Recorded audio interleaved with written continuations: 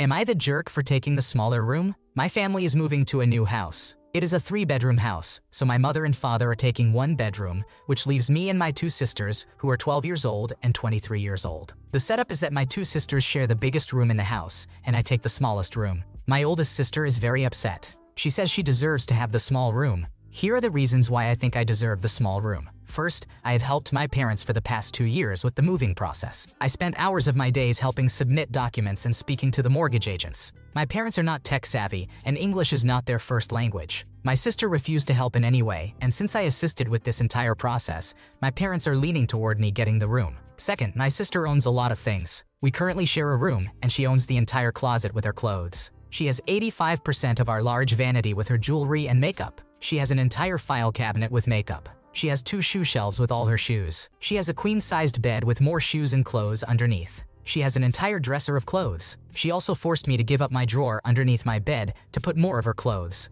Thankfully, we have a very big room in our current apartment, but if she were to have the small room, barely anything would fit there. She would find a way to put her stuff in the big room if I were to hypothetically share it with my little sister. So why not have the big room and save the trouble of having your things in 2 different rooms? Also, I am already sick of having to make space for her, so having the smaller room will negate any chance of her stuff being in my room. Third, she will be getting married within 2 to 3 years, so why snag the smaller room when you will be moving out anyway? I am in college right now and had to make the sacrifice of dorming to stay with my parents because they are getting older. I just want to be able to have my own space to make up for the fact that I am missing the traditional college experience.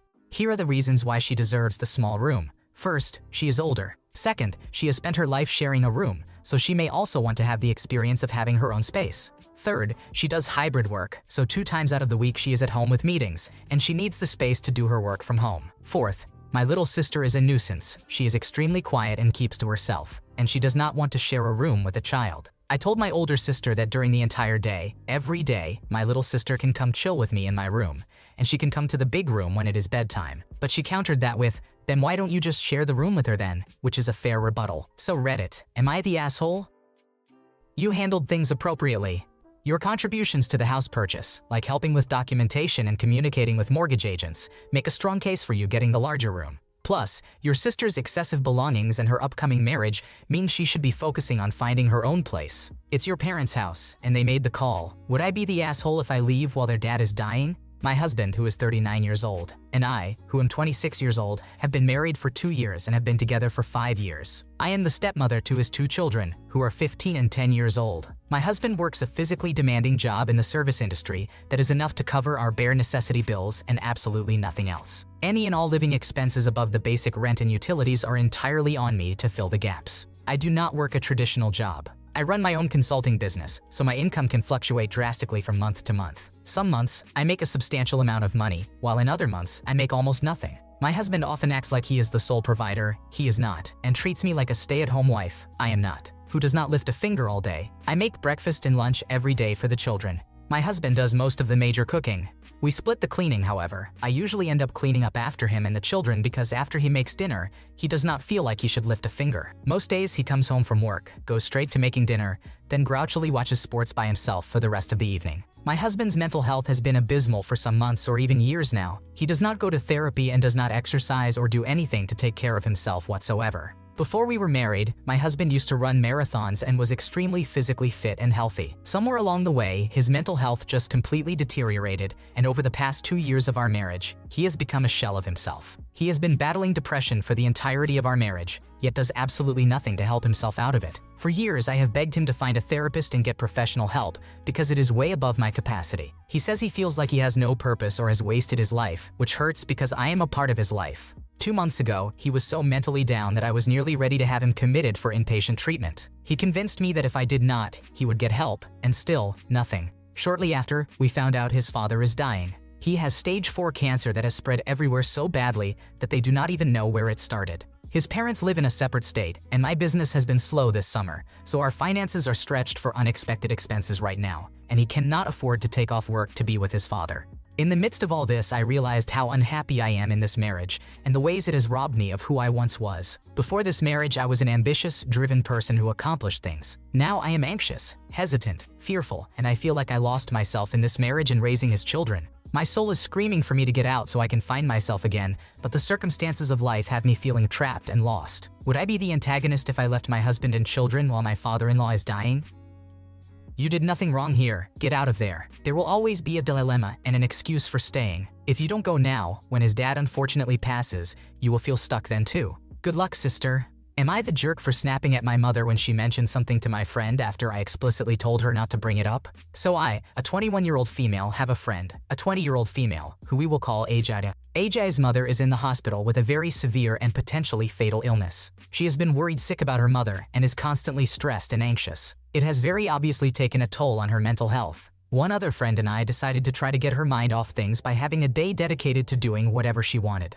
We spoke with her before planning this to make sure it was something she would want, and she agreed only on the condition that nothing about her mother would be mentioned at all. If it was brought up, there would be no way she would be able to stop thinking about it, making the point of the day useless. We went shopping. In the evening, we went to my house to have a film marathon. She did not want to do it at her house, and our other friend's parents would not allow it. I knew in advance that my mother was also going to be home that day, and she knows about Ajay's mom's illness because of Facebook. I explicitly told her that today was to get Ajay's mind off it and help her relax, and that she was not allowed to bring up her mother at all. She said she understood, and just to be sure, I reminded her again on the morning of the day. My friend and I took Ajay shopping. Although it was hard at the start, it seemed that throughout the day she got less anxious and more relaxed and happy. That was until we got to my place to watch a movie. We were barely through the door before my mother came in and said, "AJ, I saw about your mom on Facebook. How is she?" AJ got visibly upset and said with audible strain in her voice that she did not want to talk about it. My mother kept pushing while trying to console her, which only made her more upset. I told my mother I needed to have a word with her in the other room. I will not lie, I was very mean and disrespectful to her. I do not remember exactly what I said since most of it was said out of rage, but it included stuff about her not knowing boundaries, and that she was becoming like her mother. My mom went really low contact with her mother because she was constantly crossing boundaries, gossiping about private matters, and had a hand in gaslighting. After I came out of the room, AJ was still upset and wanted to go home. Our other friend took her home. I later apologized to my mom for comparing her to her mother, but stood by what I said about boundaries. She has been giving me the silent treatment ever since. So am I the asshole? Your actions don't make you a jerk, but your mom is. It was very disrespectful of her to bring up Ajay's mom after explicitly being told not to. She owes both you and AJ a massive apology. The fact that she's giving you the silent treatment instead of owning up to her mistake suggests she'll do it again. Am I the jerk for not taking the blame for unknowingly breaking a parent's rules for their child? My daughter, who is 15 years old, had a sleepover a couple of days ago with 4 of her friends. From what I observed, the girls had a lot of fun together and were all very respectful of each other, my husband and me. Most of the girls' parents thanked my husband and me for hosting and said positive things, but one texted me a list of all the things I did wrong. The first thing that upset this mother was the fact that my daughter and her friends went swimming in our backyard pool. When the sleepover invites were sent out via text message, I asked the mothers if they were okay with their daughters going swimming. All of them said yes or that's okay with me, except for the complaining mother, who simply liked my text. I assumed this meant yes. I would not have allowed this had the girls not been forced to pass a swimming safety unit, which included a swim test at the end, for their P class. Additionally, my husband completed a lifeguarding course from the Red Cross and passed with flying colors. The mother's second issue was the food the girls ate, which she deemed unhealthy. I did not see an issue with this because I think eating junk at sleepovers is okay. The next issue was the movie the girls watched after dinner. Since some of the girls are 14 years old and others are 15 years old, we told them no R-rated movies, but other than that, it was up to them. They ended up choosing The Fault in Our Stars, which the complainer deemed inappropriate. The final thing she was mad about was the fact that the girls did not actually go to sleep until midnight. As a mother myself, I understand because I want my daughter to get enough sleep. However, both my husband and I think that sleepovers are a time when it's okay to stay up late, provided the children let the parents sleep, which my daughter and her friends did. Additionally, the girls woke up at 8:30, meaning they got about 8.5 hours of sleep. I received the complaining mother's text the day after the sleepover. The text said, "Thank you for having my daughter over. It was generous of you to open up your home and graciously host her. However, I feel that many of your decisions were questionable and inappropriate." She then proceeded to list her objections with specific reasons for each one. I then replied, "Please tell your daughter, thanks for coming. She was a pleasure to host. I understand your concerns, but considering that you never communicated your expectations or rules, I don't think it's fair to place the blame on me. If we ever do things like this in the future, please make sure to let me know of any restrictions ahead of time. Thank you and have a lovely weekend." She then responded angrily that it was my fault, and when I texted her to say sorry, she didn't respond. Am I the asshole for not taking the blame? You acted correctly. Hosting a normal sleepover for teenagers involves things like swimming, eating junk food, and watching movies, not early bedtimes and healthy meals. This girl's mother doesn't seem to understand how sleepovers work, and expecting the same strict rules for everyone is unrealistic. I feel sorry for the friend because her mother might ruin her friendships with such unreasonable expectations. Am I the jerk for refusing to help my parents out of their financial situation? As the eldest daughter, I experienced adult responsibilities early. I love my parents. They sacrificed so much to move from their homeland so my sister and I could have a better life and access to education. We've always had a rocky relationship and don't seem to connect fundamentally. Despite their own dreams and health challenges, they worked manual labor jobs for the majority of their lives to keep us in the country. This is a sacrifice that I have always been aware of and felt a responsibility to honor. From a young age, I worked to help financially and excelled in school to get scholarships. They have faced immense hardships, including disownment from their families, legal issues, and abusive upbringings. Overwhelmed, my parents became depressed and complacent. They missed emails relating to my sister's college applications,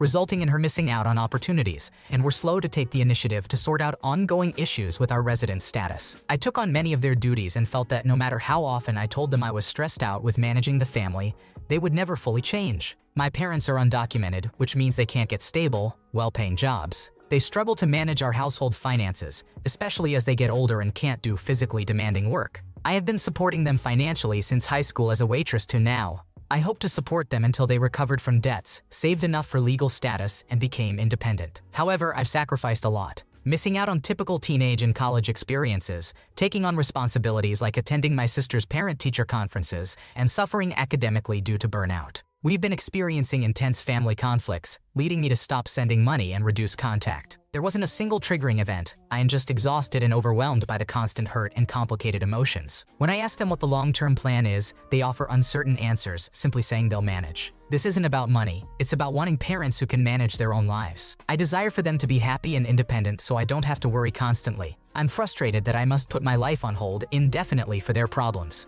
As they age, their reliance on me will only increase. I've never had a year where I could focus solely on myself and set my own course without this pressure. I love them so much. Despite everything that has happened, I am not at all angry at them. I feel guilty for leaving them in this mess and fear I've failed in my duty, but maintaining this situation is too overwhelming.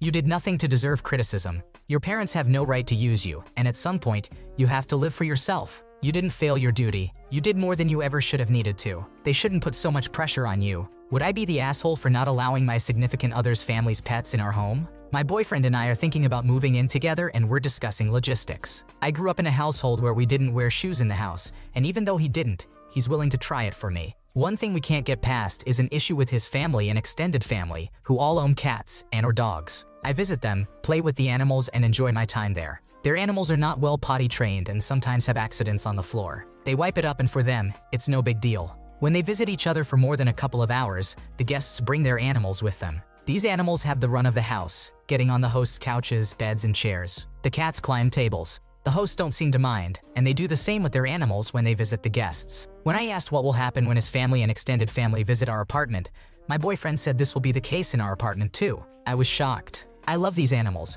but I don't like the idea of them running all over our apartment, our furniture, getting their fur on things, and potentially going to the bathroom wherever they please. My boyfriend is used to this, and for him, it's no big deal. While I can't imagine allowing this to happen, I asked if he's willing to clean up after his family. He said his family usually would wipe up any mess their pet made, though they just wipe it up with a paper towel. I would need it to be disinfected, which he thinks is overkill and something he is not willing to do. I would need to do anything beyond that myself because he doesn't have a problem with fur or germs trekked in from the outside. I asked him what will even be the point of us taking off our shoes if these animals are going to put their feet and more on everything. His family wears shoes in the house. He said most of them might be willing to take their shoes off at our door, but they would think of it as an imposition and think I was weird for asking guests to do something they might prefer not to. I understand that this is going to be his apartment too, and it's his family, but I won't be comfortable in my own home if this is allowed to happen. I don't understand why they would feel entitled to have their animals have the run of our apartment. It seems like this is the cost of entry into this family. He says he doesn't know why I'm making such a big deal about it, and that his family will think I'm a gigantic asshole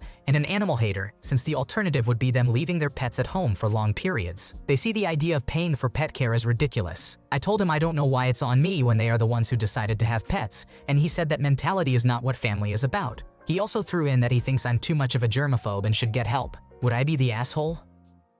Before moving in together, it's crucial to discuss sanitation and cleaning standards. If he's not willing to clean up after animals and guests, there might be a compatibility issue. It's not normal for cats, or any animals for that matter, to be allowed to pee wherever they want. Even animals prefer more hygiene than that. Thanks for watching. When you subscribe, make sure to hit the bell to turn on notifications so you never miss a video. To finish listening to all the stories, check out the playlist in the description.